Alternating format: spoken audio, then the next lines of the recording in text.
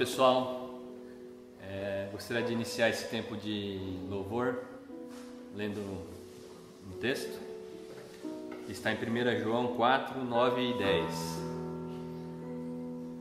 Foi assim que Deus mostrou o seu amor por nós. Ele mandou o seu único Filho ao mundo para que pudéssemos ter vida por meio dele. E o amor é isso. Não fomos nós que amamos a Deus, mas foi Ele que nos amou e mandou o seu Filho para que por meio dele os nossos pecados fossem perdoados. Conforme esse texto fala, Deus ele nos amou tanto que entregou o seu Filho Jesus na cruz, por amor a você, por amor a mim, por amor a todos nós, E que o seu infinito amor, ele te envolva nessa hora, que ele venha curar as suas feridas, tuas dores, que ele venha enxugar as suas lágrimas e curar o seu coração. Amém? Vamos cantar a música?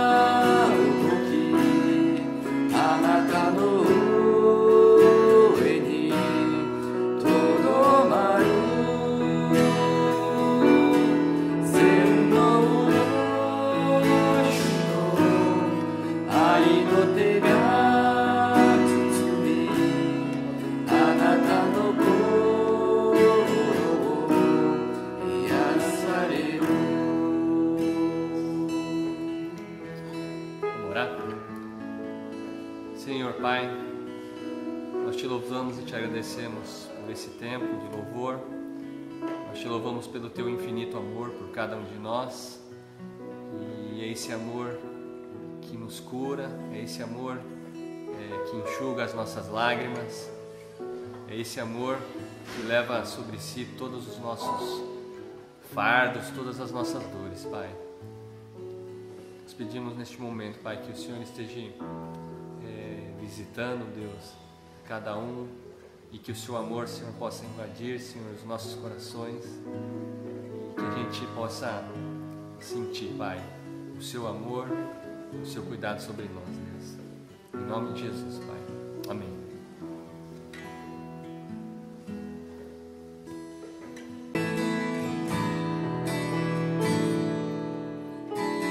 Grande é o Senhor e muito digno de louvor. Na cidade do nosso Deus, o seu santo monte, a alegria de toda a terra.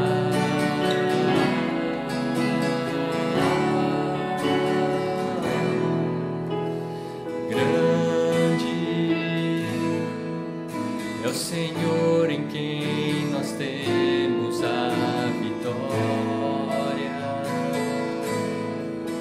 que nos ajuda contra o inimigo. Por isso, diante dele nos prostramos.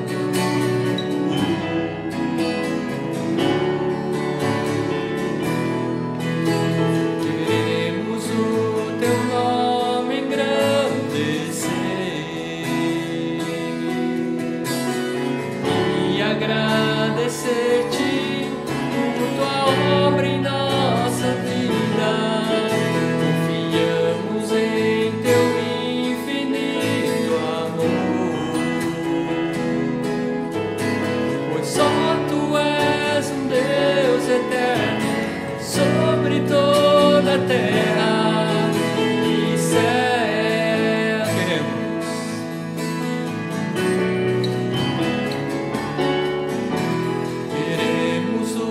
Teu nome engrandecer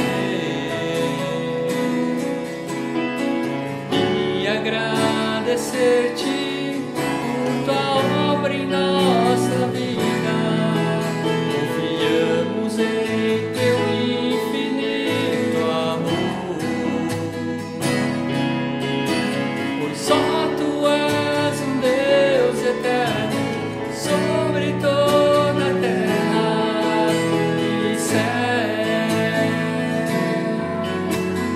Sobre toda a terra e céu, sobre toda a terra e céu.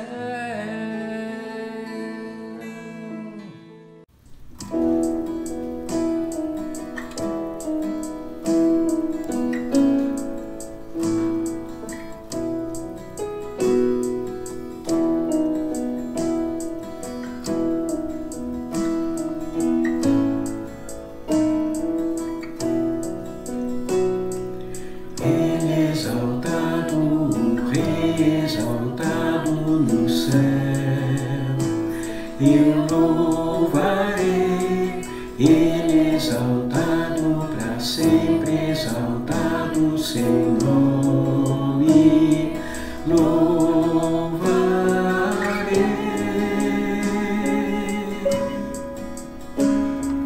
Ele é o Senhor, sua verdade vai sempre reinar. Terra e céu glorificam seu santo nome.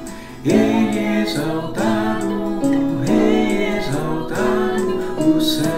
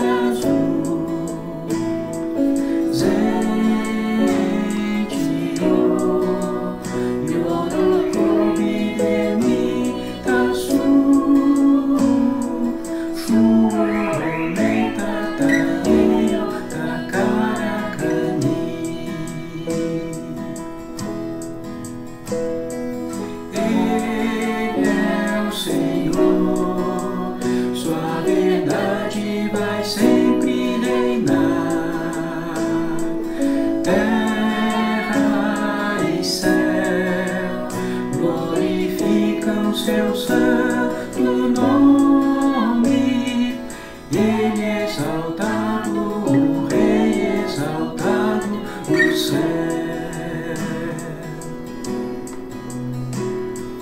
Ele é exaltado, o Rei exaltado no céu.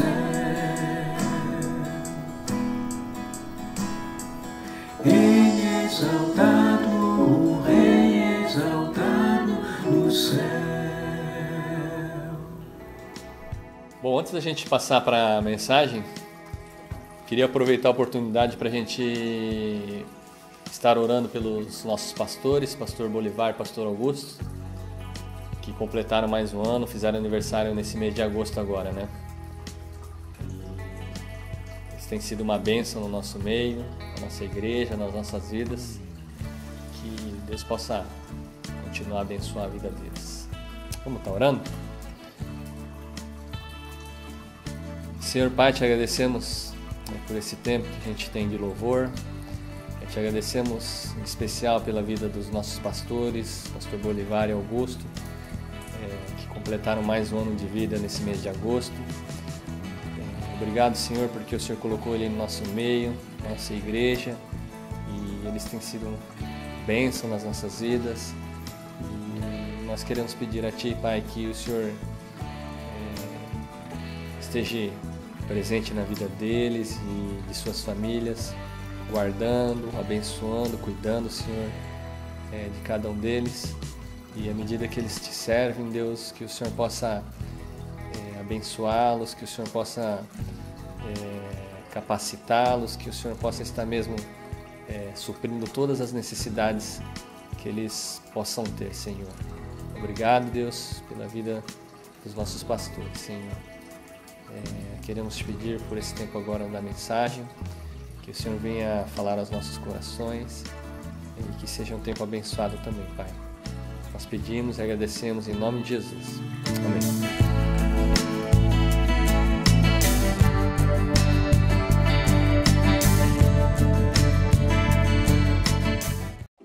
Olá, bom dia, graça e paz a todos. Continuamos fazendo o nosso estudo sistemático no livro de Êxodo. Hoje vamos fazer a leitura do capítulo 14, do versículo 1 até o 16. Vamos falar sobre a travessia do Mar Vermelho, um evento épico extraordinário.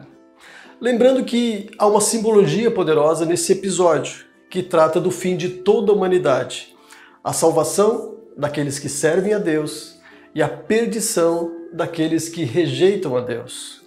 Eu tenho a convicção que sua mente será edificada e que seu coração será tocado por Deus através deste conteúdo tão precioso. Façamos a leitura do texto bíblico, Êxodo 14, 1 a 16. O Senhor disse a Moisés: diga aos filhos de Israel que voltem e se acampem diante de Pi-Hairote, e entre em Migdol e o mar, diante de Baal-Zephon. Em frente desse lugar, junto ao mar, vocês acamparão.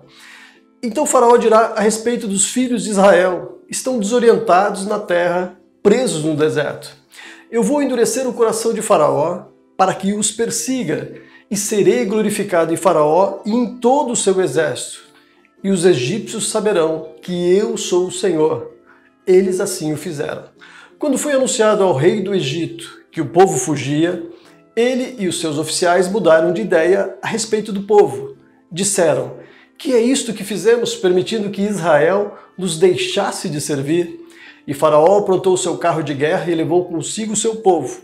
Levou também 600 carros de guerra escolhidos e todos os outros carros de guerra do Egito, com capitães sobre todos eles. Porque o Senhor endureceu o coração de Faraó, rei do Egito, para que perseguisse os filhos de Israel. Porém, os filhos de Israel saíram marchando corajosamente. Os egípcios os perseguiram com todos os cavalos e carros de guerra de Faraó, os seus cavaleiros e o seu exército, e os alcançaram acampados junto ao mar, perto de Pi-Hairote, diante de Baal-Zephon. E chegando Faraó, os filhos de Israel levantaram os olhos, e eis que os egípcios vinham atrás deles, e ficaram com muito medo. Então os filhos de Israel clamaram ao Senhor. Disseram a Moisés: será que foi por não haver sepulturas no Egito que você nos tirou de lá, para que morramos nesse deserto? O que foi que você fez conosco, tirando-nos do Egito? Não foi isso que dissemos a você no Egito? Deixe-nos em paz para que sirvamos os egípcios, pois teria sido melhor para nós servir os egípcios do que morrer no deserto. Moisés, porém, respondeu ao povo: não tenham medo, fiquem firmes e vejam o livramento que o Senhor lhes fará no dia de hoje. Porque vocês nunca mais verão esses egípcios que hoje vocês estão vendo. O Senhor lutará por vocês, fiquem calmos. O Senhor disse a Moisés: por que você está clamando a mim? Diga aos filhos de Israel que marchem, e você levante o seu bordão e estenda a mão sobre o mar.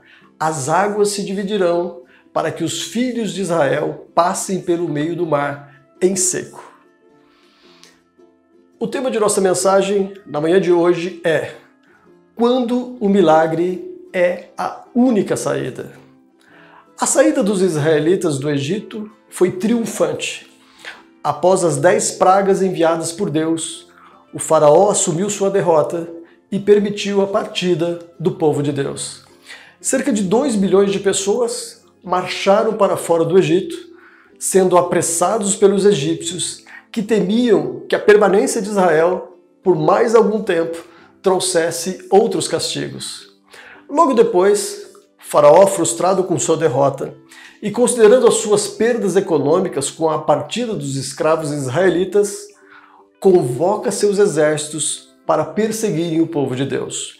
O encontro entre o exército treinado de Faraó com os israelitas, estes levando suas mulheres, crianças, idosos e animais, não seria uma batalha de fato, mas um verdadeiro massacre. Quando analisamos os movimentos de Israel, acampamentos e deslocamentos, nos primeiros dias ficamos perplexos com a estratégia de guerra. O povo se movimentou de maneira confusa, de Ramsés ao norte do delta do Nilo, até o sul de Sucote. Depois um acampamento em Etã, já entrando no deserto. Quando, surpreendentemente, no início do capítulo 14, o texto que lemos hoje, vemos uma reviravolta nos planos de Deus. Deus pede que Moisés volte, retroceda em direção ao norte e em seguida para o oeste em direção ao Egito e finalmente acampando em Pi-Hahirote, diante do Mar Vermelho. Faraó, cheio de soberba, encontrou os israelitas encurralados em um beco sem saída. A estratégia de Moisés, usando uma lógica de guerra em perspectiva humana, foi desastrosa. Ele preparou uma armadilha para si mesmo, mas Moisés sabia quem era o verdadeiro general daquele exército. Ele apenas seguiu ordens superiores. O que parecia o massacre iminente se tornou o cenário perfeito para o milagre mais espetacular narrado nas páginas do Antigo Testamento: a abertura do Mar Vermelho e o seu desfecho surpreendente. Israel atravessa em terra seca e o poderoso exército egípcio morre afogado. Para compreender esse relato bíblico, sem se assustar com o nível de mortandade, tenha em mente 3 verdades. Ao preparar esse cenário, Deus abriu a oportunidade para, em primeiro lugar, julgar uma nação pecadora. Chegou a hora do julgamento dos egípcios. Quem morreu estava debaixo de julgamento. Entenda isso. Em segundo lugar, Deus pretendia demonstrar o seu poder. Deus estava revelando a sua glória ao mundo. Em terceiro lugar, fortalecer a fé dos israelitas. Para Paulo, a passagem do Mar Vermelho foi o batismo de Israel como povo de Deus. E podemos entender ainda que Moisés foi confirmado como profeta e o líder da nação de Israel definitivamente após esse episódio. Mas o que eu quero chamar a atenção de vocês essa manhã é para a corajosa postura de Moisés. Diante de uma situação tão crítica, tensa e desesperadora, como foi a aproximação ameaçadora do exército de Faraó. Moisés foi pressionado como líder, estava encurralado como estrategista e seria o culpado da derrota de seu povo. Moisés, no versículo 14, apresenta a solução para aquele problema sem saída. O Senhor lutará por vocês. O Senhor lutará por vocês. Essas são as palavras de uma fé que se tornava robusta a cada intervenção divina que Moisés presenciara. Assim como a nação de Israel em Piairote, nossa geração vive um grande desafio nos dias de hoje. Estamos combatendo um exército silencioso, mas letal. Um vírus que já tirou a vida de 106 mil pessoas somente aqui no Brasil. A pandemia que enfrentamos está tirando a paz, o sono, a vida e os empregos de muitos de nós. Ninguém está totalmente seguro ou sentindo-se em paz. Muitos estão encurralados em suas casas, confinados, assustados e temendo o dia de amanhã. Uma situação sem saída, precisando de uma intervenção de Deus. Que as palavras de Moisés alcancem o coração de cada cristão que ouve essa mensagem. O Senhor lutará por nós. Mas atenção para alguns conselhos importantes quando se sentir encurralado. Diante de uma situação sem saída, é preciso resistir à murmuração. Encontramos os israelitas murmurando contra Moisés nos versículos 11 e 12. Por que saímos do Egito? Por que estamos aqui? Vamos ser trucidados pelo exército de Faraó. Não teria sido melhor morrer no Egito? Lá no Egito não tem cemitérios. Para que tanto esforço somente para morrer aqui? Estes foram alguns dos questionamentos que Moisés enfrentou. E ainda, o que é melhor? Viver como escravo do Egito ou morrer aqui no deserto? Essas foram algumas das murmurações que Moisés teve que enfrentar. Poucos dias antes, Israel recebeu a liberdade do Egito, através das 10 pragas em que Deus revelou toda a sua grandeza, todo o seu poder. Israel esqueceu-se rapidamente de tudo que Deus fez através de seu servo Moisés e murmuraram da situação. Apesar do perigo iminente, esqueceram-se da gloriosa vitória de dias atrás. O pecado de murmuração vai se tornar recorrente na vida dos israelitas durante a peregrinação pelo deserto. Paulo declara que a murmuração de Israel, em 1 Coríntios 10, se tornou um aviso para o povo de Deus, que não deve fracassar da mesma maneira que Israel fracassou nesse quesito. A murmuração é tóxica, nociva e incompatível com aquele que deseja superar a adversidade. A murmuração é corrosiva, intoxica o indivíduo e contamina uma família inteira ou até mesmo uma igreja, uma congregação. Por exemplo, no Novo Testamento encontramos Judas, que ficou indignado com a atitude de Maria. Maria ungiu a Jesus pouco antes da sua morte. E Judas perguntou: por que este perfume não foi vendido por 300 denários e o valor não foi dado aos pobres? Judas murmurou contra o desperdício daquela atitude. O perfume poderia ser vendido para comprar alimento aos pobres. Era a murmuração de Judas. Maria, pelo contrário, ungiu Jesus com um caro perfume para demonstrar a sua gratidão. Jesus repreendeu a murmuração de Judas e elogiou a devoção de Maria. A gratidão é uma virtude na vida dos filhos de Deus, que atrai a bênção de Deus sobre as suas vidas. A murmuração, pelo contrário, é um vício que atrai maldições. Como nos comportamos nos momentos difíceis de nossas vidas?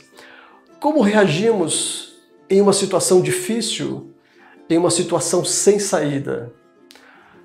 De qualquer maneira, nós não podemos reclamar, pois precisamos saber que o Senhor lutará por nós.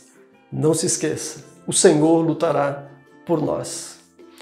Em segundo lugar, diante de uma situação sem saída, é preciso acalmar o coração.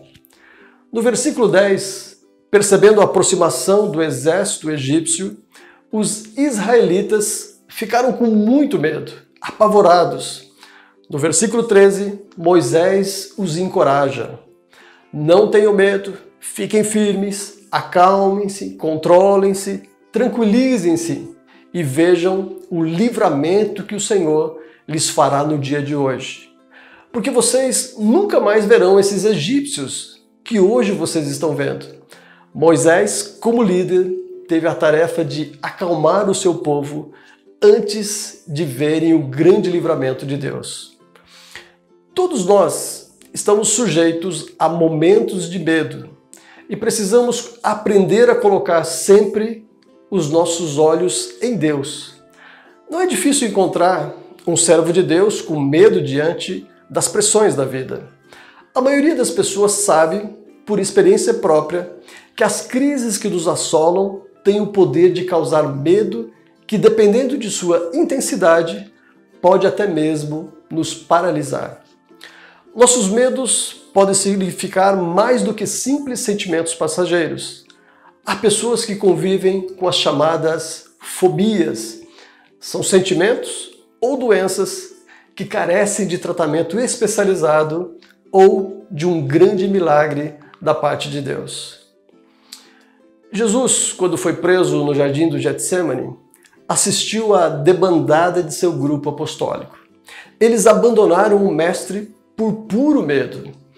Os discípulos tiveram medo da prisão, medo de morrer, medo de perder as suas famílias, medo de confrontar as autoridades judaicas e romanas, medo de envergonhar o nome de suas famílias. Ainda hoje, um discípulo de Jesus Cristo pode ter medo. Muitos cristãos, diante da pandemia, estão com medo de morrer, de perder o seu negócio, ou de perder o seu emprego, de perder alguém que ama. Precisamos de coragem para seguir a Jesus e enfrentar as adversidades da vida, sabendo que o Senhor lutará por nós. Lembre-se do Salmo 34:4. Busquei o Senhor e Ele me respondeu, livrou-me de todos os meus temores. Em terceiro lugar, quero ainda dizer que diante de uma situação sem saída, é preciso marchar com fé triunfante. A fé de Moisés nesse episódio foi heróica. Pela fé, os israelitas atravessaram o Mar Vermelho, como se estivessem em terra seca. Ao tentarem fazer o mesmo, os egípcios afogaram-se. O homem que liderou essa cena épica, que estendeu a mão sobre o mar e o viu se abrindo pelo poder de Deus, e depois ainda ordenou ao povo que marchasse, foi Moisés, um autêntico herói da fé, um homem do qual o mundo não era digno, conforme diz Hebreus 11. Israel estava confinado a uma situação crítica. O povo não tinha saída. Estava enclausurado, confinado, mas pela fé em Deus e confiantes na liderança de Moisés, presenciaram um milagre estrondoso que foi divulgado por todo o mundo da época. A verdadeira fé não se importa com o que Faraó irá fazer, mas com o que Deus fará, com o que Deus está fazendo. Ordenou Moisés, o Senhor lutará por nós. Confiem, tenham fé e marchem. Cabe aqui o reconhecimento aos israelitas que, apesar de todos os seus temores, obedeceram, marchando pelo leito seco, entre paredões de água que poderiam desaguar sobre eles a qualquer momento. Assim que Moisés deixou claro a ordem divina e mostrou o corredor, os israelitas obedeceram, fazendo-se participantes do milagre realizado por Deus. Minha família, particularmente, enfrenta uma grande adversidade. Minha esposa, portadora de esclerose múltipla, recebeu a negativa do Estado, que rejeita fornecer o medicamento de alto custo que sempre forneceu a ela. Aguardar uma solução é um desafio, mas nunca deixamos de acreditar que Deus está no comando, lutando por nós. Quanto a isso, nossa fé permanece inabalável. Diante da adversidade da vida, precisamos obedecer à voz de Deus que nos orienta a cada comando. Espere, aquiete-se, aguarde e agora marchem. Quando Deus diz que é hora de esperar, espere. Quando Deus diz que é hora de marchar, marche. Esta é a fé que transcende ao mundo natural e que Deus aprova. Se você se encontra no dia de hoje em uma situação sem saída, fique em paz. Porque a nossa leve e momentânea tribulação produz para nós um eterno peso de glória, acima de toda comparação. Segunda carta de Paulo aos Coríntios 4,17. E guarde isso no seu coração. Deus não está interessado em nosso conforto. Deus está interessado, comprometido com o nosso bem-estar espiritual. Diante de uma situação sem saída, Deus é a única saída. Ele lutará por nós. Que Deus abençoe você que ouviu essa mensagem na manhã de hoje. Que Deus fortaleça o seu coração, aumente a sua fé, que palavras de reclamação nunca saiam de sua boca e que você caminhe nessa fé triunfante e com o coração calmo, aquietado na presença de Deus. Eu quero orar por sua casa, por sua família nesse momento. Feche os teus olhos, curve a sua cabeça. Pai, nós te louvamos, Senhor, por esse grande modelo de fé que nós vimos na vida de Moisés e que serve para referência nossa, do seu povo, o povo de Deus. Pedimos que o Senhor abençoe, Senhor, a todas as famílias que estão participando, que ouviram essa mensagem. Que o Senhor alcance a todas as nossas famílias. Tira de nós todo medo, insegurança, incerteza, preocupação quanto ao futuro e que o Senhor possa acalmar os nossos corações nesse momento. Somos gratos, Pai, porque o Senhor tem lutado por nós. O Senhor tem fortalecido a nossa fé. O Senhor tem nos dado, Senhor, direção e nos dado, Pai, forças para prosseguirmos. Que o Senhor abençoe, Pai, a cada uma de nossas famílias, fortalecendo-nos e sempre nos direcionando, ó Pai. Somos gratos por tudo e pedimos que o Senhor nos abençoe, em nome de Cristo Jesus. Amém. Deus abençoe a todos vocês, abençoe a sua casa, a sua família, que vocês tenham uma semana muito especial na presença de Deus. Continue orando pela família da Naomi, a senhora Ayako, o senhor Fukamizo, a Naomi, que eles estão enfrentando um momento muito difícil e eles contam com as nossas orações. Mas ore por todas as famílias da igreja. Deus abençoe, em nome de Cristo Jesus. Amém.